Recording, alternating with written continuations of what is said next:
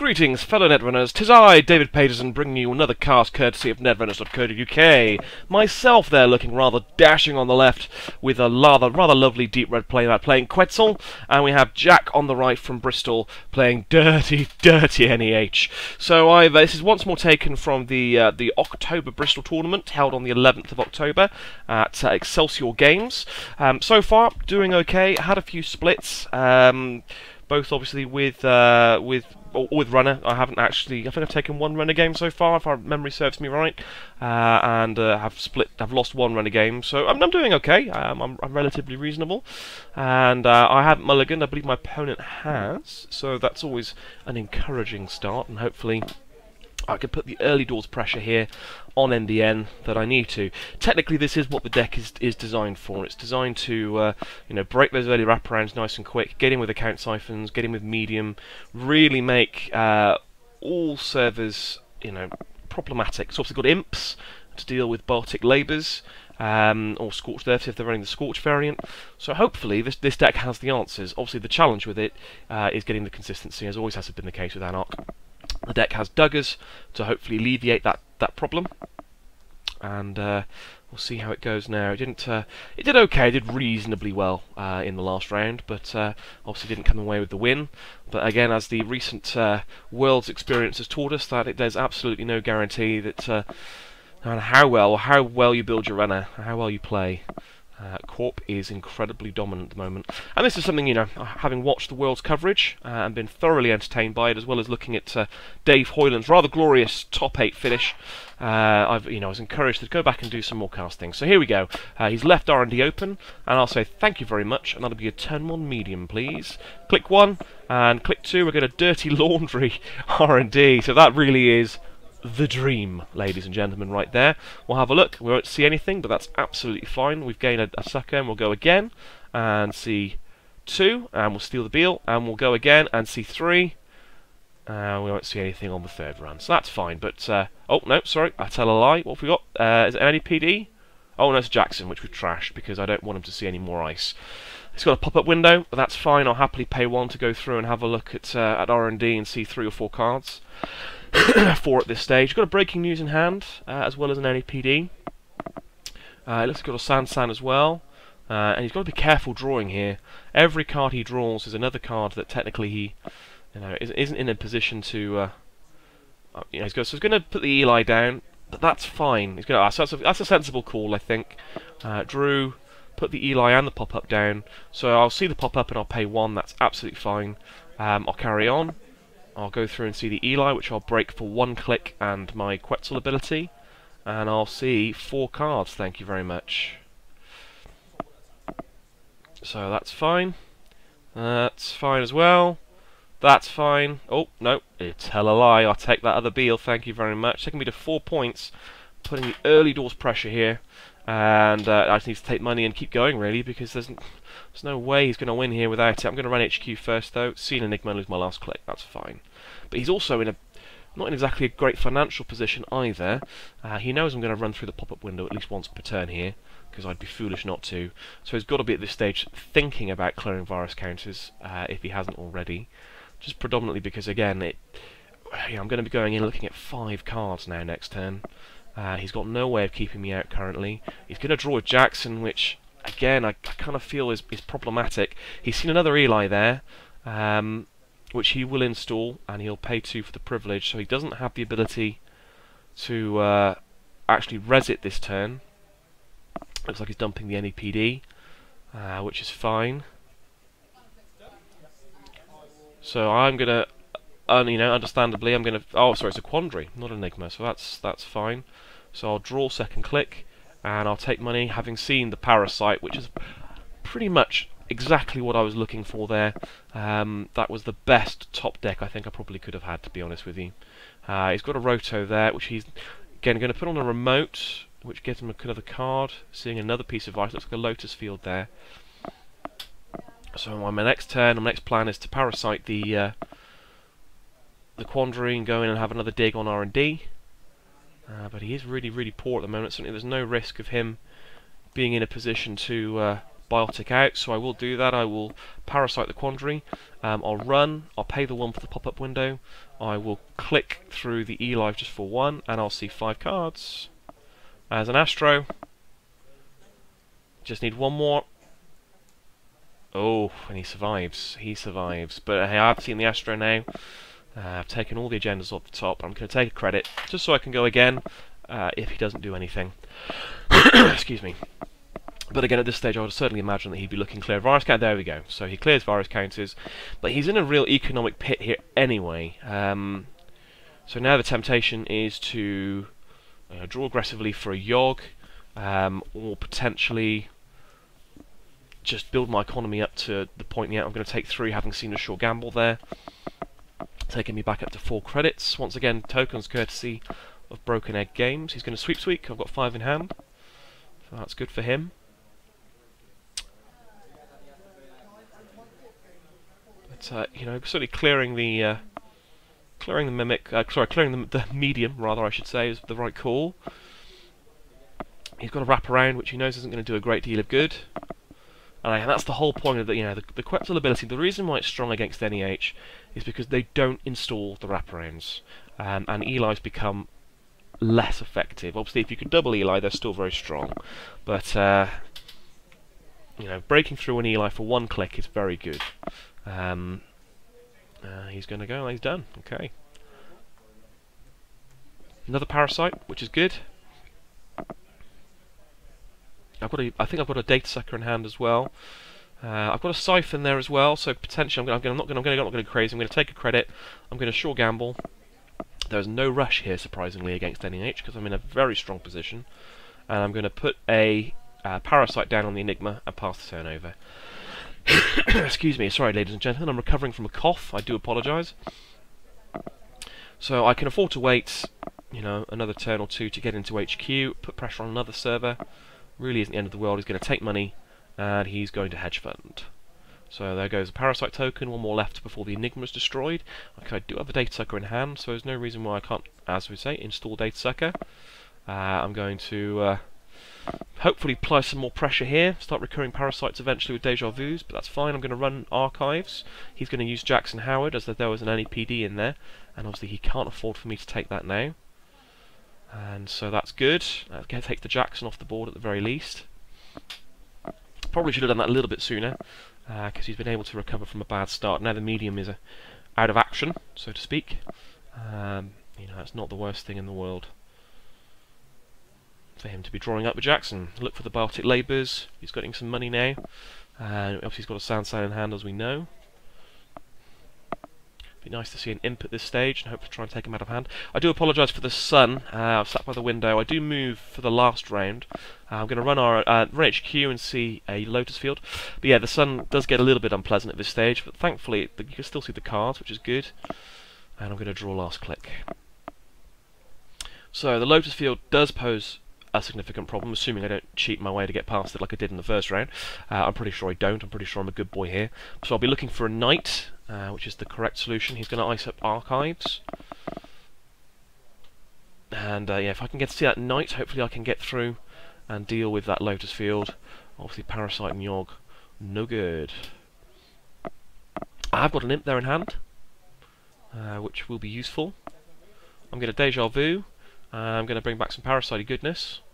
So both the parasites going back in my hand, and that is just so that I can get rid of cards like pop-up window. And I know that's a roto there on the remote as well, so potentially the parasite is useful there. I don't know, obviously, actually in the game itself. So I'm going to parasite the pop-up window.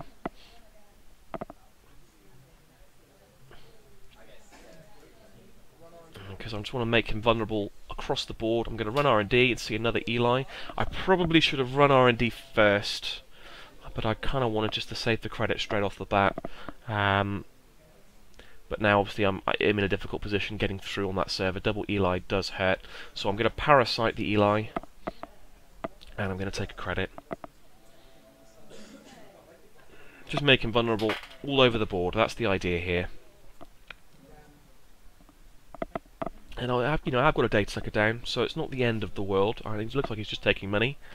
So I'll draw. I think I've seen a Yogg there, which is no good at the moment. And I've got a retrieval run. And I'm just kind of pondering here what to do. I'm not sure. Maybe I think it might be worth having a pop and running archives, trying to get a data sucker. I think that's what I'm doing. So I'll see wraparound, which is absolutely fine by me because I'll break it for free with Quetzal. And oh, another wraparound. Double wraparound on archives. Very good. Very, very good. I'll take a credit for my last click. But it has cost him 4 credits to res, and that's fine. Okay, he's locked off archives, but he's still got all kinds of problems there on R&D. Another data sucker goes on. And it's just a matter of time now. He's not putting any pressure on me remote-wise. He hasn't scored an Astro. I've got another parasite there on R&D in my hand. So I've got all 3 parasites out in play effectively now. I'm going to pass the turn taking some money, I think. Happy to wait before I can blow the Eli up, which will be next turn. And then potentially I can do exactly the same with the other one now that I've got the data sucker and the parasite on the board. He's going to install, drawing himself a card. He's going to double advance and score breaking news. That's fine. I'm not too worried about that. 1 point, not an Astro, there's no Sansan, happy days. So the question here is, do you install the Imp first? I'm not sure. I think probably you're just going to go for it. So I'm going to trash the Eli. I'm going to click through the other one for 1. I'll see 1 card and gain a data sucker token. And it's nothing, so he's fine.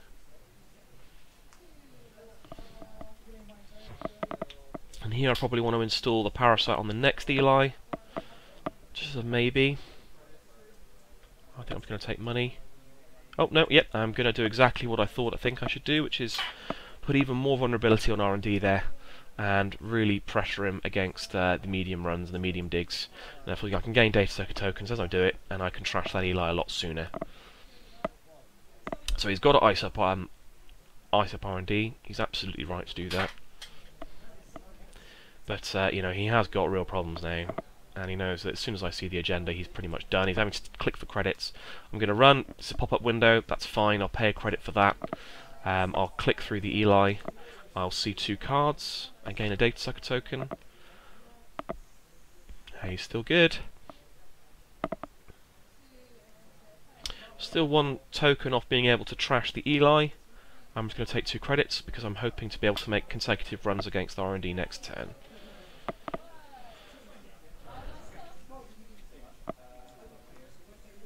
Also got the Yogg in hand, which is an all-fall against pop-up window. It means I don't have to pay 1 each time. He'll still get the money, of course, but that's fine. He's going to clear virus tokens. So I'm just pointing out that obviously 1 will come back onto the parasite. That's fine. Probably a good call again. But again, he's not in a good financial position. He's certainly in no danger of scoring out and winning the game here. I'll go through again because I can. It only cost me 1 credit and a click. And I'll see 1 card. And that's fine. I still gain my medium and a data sucker. And he knows he's up against it here. I've seen the knight now, so I can get into HQ quite effectively, and I can siphon potentially. I'm going to take some money. Possibly with that in mind, play the knight, put it on Yellow Lotus Field, siphon. And just drain him of all the cash. He's going to install, drawing himself a card with any H's ability. And again, he's making R&D even more tasty. But he's on 1 point, and he just hasn't been able to recover out of the hole that... I mean, my Quetzal draw has been stupidly good here. There's no denying that. Seeing the early door and there's 3 mediums in the deck for exactly that reason. It's very good against any early doors. But seeing obviously the medium, the sucker, and all the parasites pretty quickly, as well as a dirty laundry, I haven't even needed to go and use siphon, which has been fantastic, really. And yeah, I cannot complain about the board state. It's going quite well. Another parasite token goes on the Eli there. Not sure what he's got there on R&D, but I'm going to check and find out. See another Eli. So I could potentially here click, click, click, and see 2 cards. So I think that's what I'm going to do. I'm going to click, click. No, am I? I'm going to click, yep, pay 1, and then click, click. And I'm going to see 2 cards and gain a data sucker token. And he's good. So that's fine. I know one's not coming. Oh, it's an NAPD, which I couldn't afford to steal. Interesting.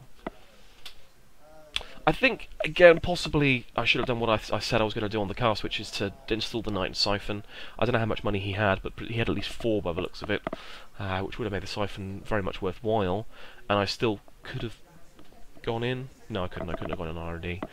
But it would have put him in a difficult position anyway. He would have to click 3 times for credits next turn. And I would have had easy access into HQ at that point as well. And with an imp in hand, that's not too bad. Looks like he's clearing virus counters again.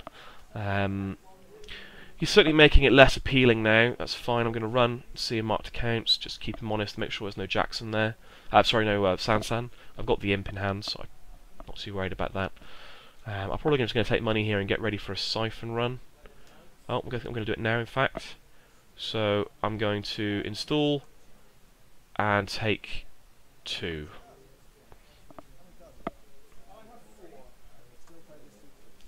He's going to sweep, taking all the money. But that's fine by me, because here comes the siphon. Excuse me, sorry. So he's going to read the marked accounts, put 3 on it. And for his last click, he's still got the NAPD there in hand. I think he's going to install the Sansan, which is fine, because I think probably the first turn I'm thinking is going to be here is going to be boom. It's going to be siphon. I'll pay 2 to get past the Lotus Field. Actually doing it correctly this time. Drain him of 5, taking 10. Oh, taking 8, I think, sorry, and 2 tags. Not worried about the tags. Although I haven't seen enough influence to discount Scorch, certainly. But I don't think he's got not the money for it anyway, so that's fine. And I mean, the temptation here is just to run again, really. I'd be tempted. I'm thinking here. I probably want to play the imp and run HQ. I think I'm just going to run HQ, get another run on it. It's not the worst thing in the world. And again, there, see, should have had the imp down. So that was probably an error. I probably should have played the imp. I'm going to go again. If I'd played the imp and ran, that would have been more productive, I think. And I'll see it again, just to rub salt in the wound. But once again, I have made R&D vulnerable. I've got enough data suckers and virus counters now to go in and trash the extra Eli, just making it a 1 click and a credit to get through on R&D again, and stop him from seeing the key Astros. I mean, he's done well to keep me at bay at this stage, because it has been pretty aggressive and pretty brutal. He's going to res another marked accounts, which is fine. The economic battle at this point isn't a big deal. He's just going to take money. But here I should definitely play the imp and run HQ, I think, or just go in on archives. Oh, interesting. Okay. Well, not archives, I meant R&D, but actually I'm going through on archives.